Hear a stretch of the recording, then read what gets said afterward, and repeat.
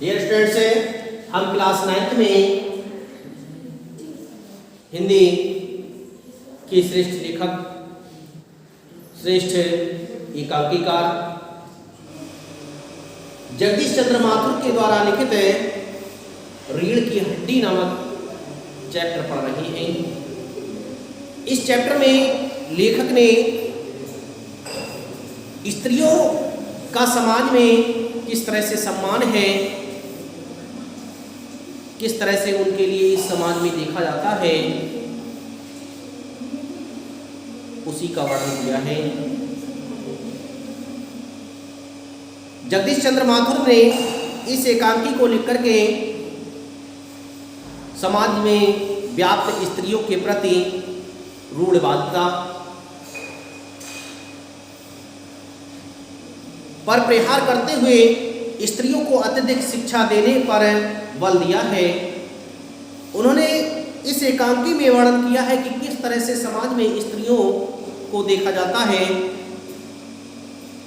किस दृष्टि से स्त्रियों को देखा जा रहा है, उनके विकास के लिए हमें क्या करना चाहिए, इस सब पर बल देते हुए जगदीश चंद्र माथुर ने इस एकांकी का वर्णन किया है। हम आपको इस एकांकी के विषय में पढ़ाने जा रहे हैं, इसे आप ध्यान से पढ़ेंगे। मामूली तरह से सजा हुआ एक कमरा था जो मामूली तरह से सजा हुआ था। अंदर के दरवाजे से आते हुए जिन महाशय की पीठ नजर आ रही है वे अधेड़ उम्र के मालूम होते हैं। अंदर के दरवाजे से आते हुए एक सज्जन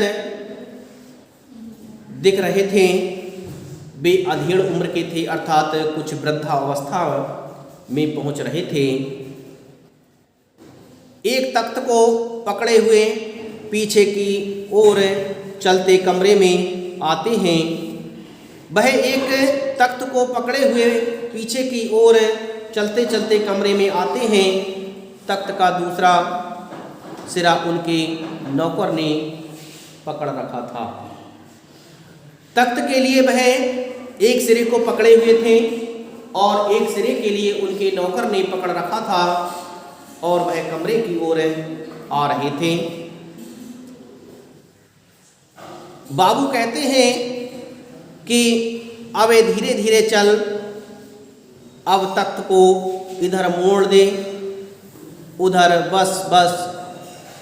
इस तरह से जो बाबू थे वह कह रहे थे, वह नौकर से इस तरह से कह रहे थे कि धीरे धीरे चलो, और कमरे में जब वह प्रवेश करती हैं तो वह मुड़ने के लिए कहते हैं। इस तरह से विभिन्न बातें वह उस नौकर से कह रहे थे। ये सुनकर के नौकर बोला, बिछा दूं साहब। उस तख्त को रखने के बाद में उन्होंने कहा कि मैं इसके लिए क्या बिछा दूं। ये सुनकर के बाबू ने कहा, जरा तेज आवाज़ से उन्होंने अपनी आवाज़ को तीव्र किया और तेज आवाज़ से बोलते हुए वह बोले, और क्या करेगा, परमात्मा के यहाँ अक्ल बैठ रही थी। यानी कि उसने कहा कि परमात्मा के यहाँ अक्ल बट रही थी तो तू दूर से पहुंचा, यानी कि तू दूर था, क्या देर से पहुंचा था वहां पर जब परमात्मा अक्ल बांट रहे थे, तो उस समय तू कहाँ था, क्या वहां पर देर से पहुंचा, इसलिए अक्ल तुझे देर से आती है। बिछा दूं साहब, और यह पसीना इसलिए बहाया है। यानी उसने कहा कि हमने ये जो पसीना बहाया है वो किस लिए बहाया है, क्या इसे तुम बिछाओगे नहीं, तुम्हें इतनी अक्ल नहीं है कि इसको बिछाया भी जाएगा।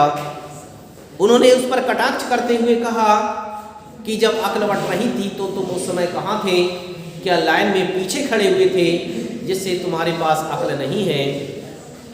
यह सुनकर के नौकर तख्त को बिछाने लगता है और वह हंसते हुए ही करता है। वह हंसना प्रारंभ कर देता है। ये देख करके बाबूजी कह रहे हैं, हंसता क्यों है? अबे हमने भी जवानी में कसरतें की हैं। कलशों से नहाता था लोटों की तरह। ये तख्त क्या चीज़ है, उसे सीधा कर यूँ हाँ बस। और सुन बहू जी से देरी, बहू जी से दरी मांग ला और इसके ऊपर अच्छी तरह से बिछा दे। इस तरह से बाबूजी ने उस नौकर को आदेश दिया कि बहू जी से दरी ले आ और दरी को ला कर के इस तख्त पर बिछा दो।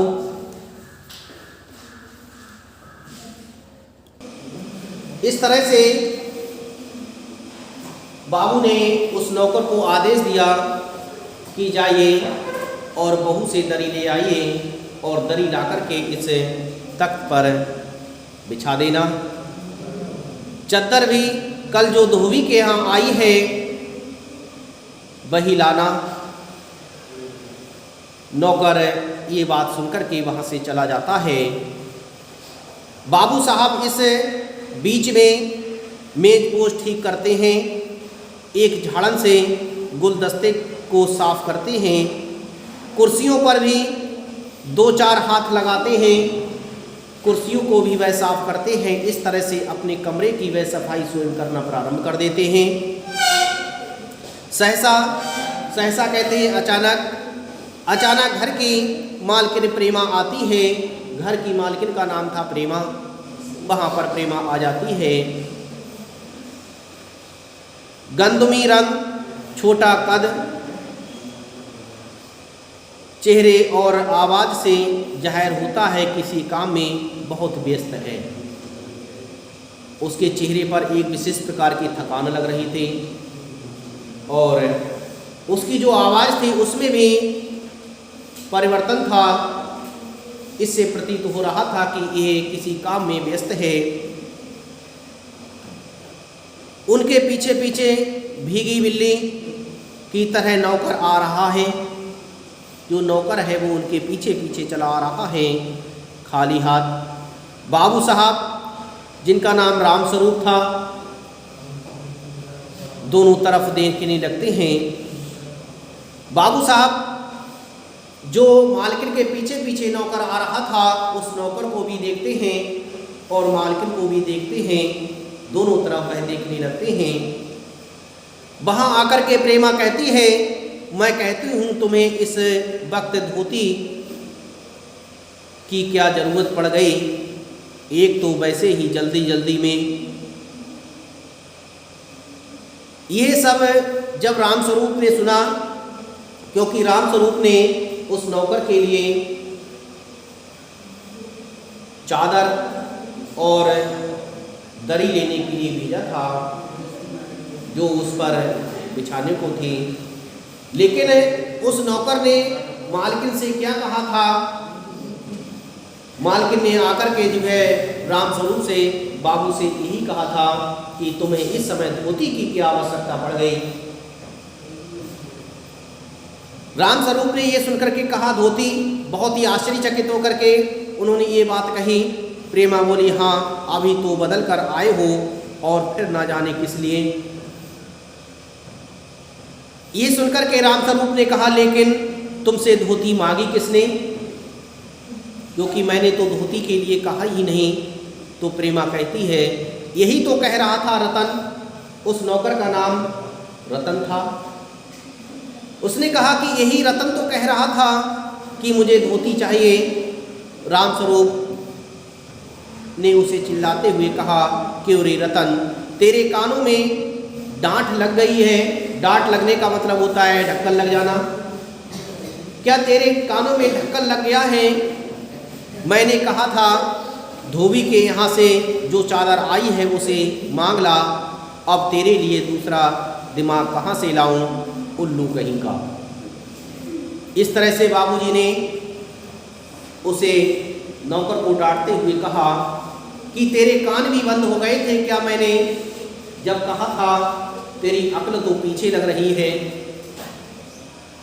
लेकिन तेरे कान भी बंद हो गए थे। तेरा दिमाग कहाँ से परिवर्तित करूं? तू तो उल्लू लग रहा है। इस तरह से विभिन्न कटाक्ष करते हुए रामस्वरूप ने उस नौकर से कहा था। यह सुनकर के प्रेमा बोली, अच्छा जा पूजा वाली कोठरी में लकड़ी के बक्स के ऊपर धुले हुए कपड़े रखे हैं ना, उन्हीं में से एक चद्दर उठा ला। प्रेमा ने उस नौकर को आदेश दिया कि जाकर के चादर ले आओ। रतन कहता है और दरी, प्रेमा कहती है दरी यहाँ तो रखी है कोने में, वह पड़ी तो है। इस तरह से प्रेमा ने उस नौकर से कहा। रामस्वरूप दरी उठाते हुए, रामस्वरूप उस कोने में पड़ी हुई दरी को उठाते हैं और उठाते हुए कहते हैं, और बीबी जी के कमरे में से हारमोनियम उठा ला और सितार भी जल्दी जा। रतन जाता है और पति पत्नी तख्त पर दरी बिछाते हैं।